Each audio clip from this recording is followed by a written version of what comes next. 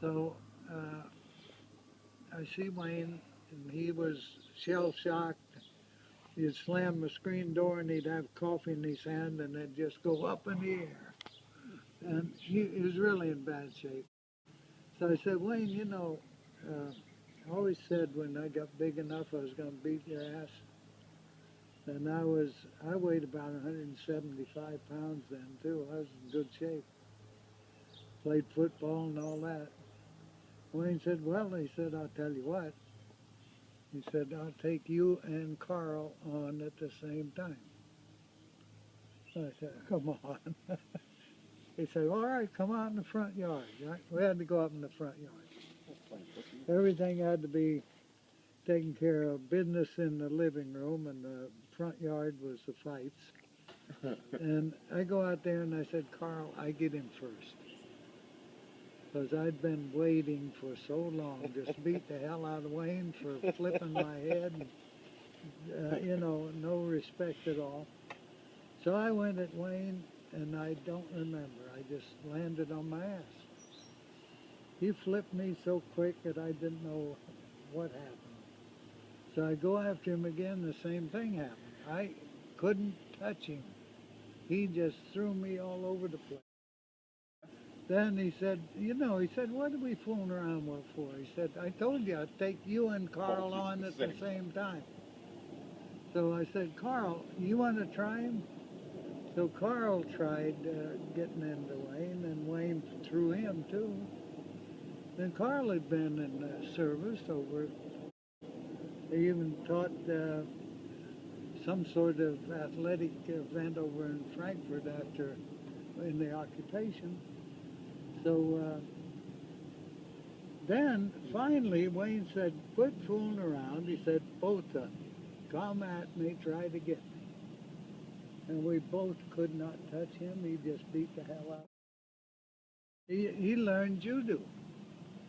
And he said, I fought Japanese with the damn bayonets coming at me. He said, you don't mess around with that. Christ.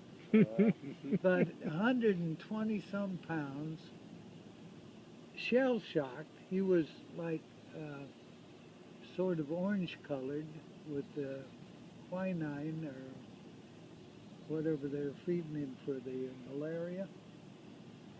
He had to take some sort of medication for it. All right. But Still a badass, though, huh? oh yeah, when he was over there, he got shell shocked, and he had been with a company previously. Then he got transferred to another company. Anyway, he got shell shocked, and they told him to report to his original company, and that was supposed to be back in Australia. But he took it. One of his original companies was on the front lines. He went up there.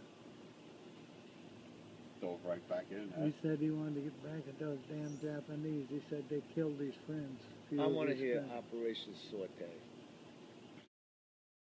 Oh, you want to hear that one? Yeah, I want to hear that one. That is my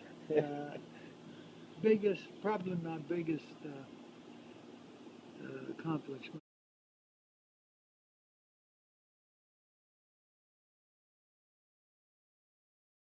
Mo. Done, yeah, Gitmo. My job was tactical maneuvering and radar navigation, and I was in charge of CIC when any kind of tactical maneuvering, anything went on. So the lieutenant commander, who was the captain of the ship, got word that they were going to have an emergency drill of Operation Sortie. So he gave me a little bit of advice.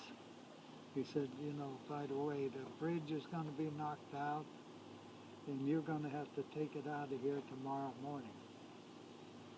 So I did a little bit of figuring, not a hell of a lot, because I knew what I was doing anyway.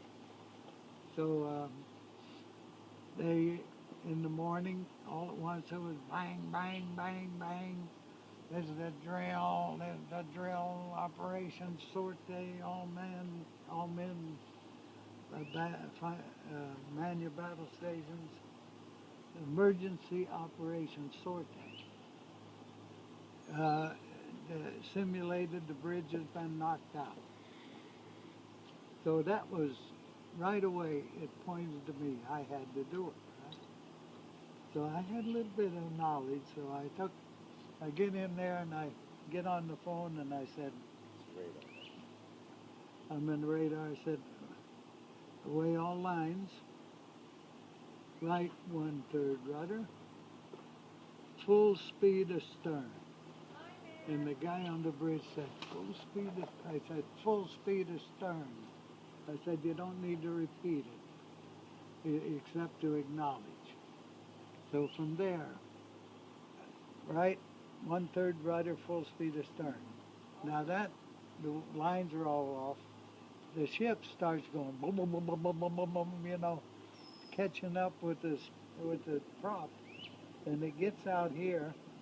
Now there was a whole bunch of people on the pier, observers, and I get out to the point where I had room, stop all engines, left full rudder, full speed ahead. Now Fantail went around and just missed the pier and just flooded everybody on the pier. Then we had a few turns. Now I had to figure the angle of attack, the angle of the turn, the speed of the ship, and the slippage to get dead center in the channel.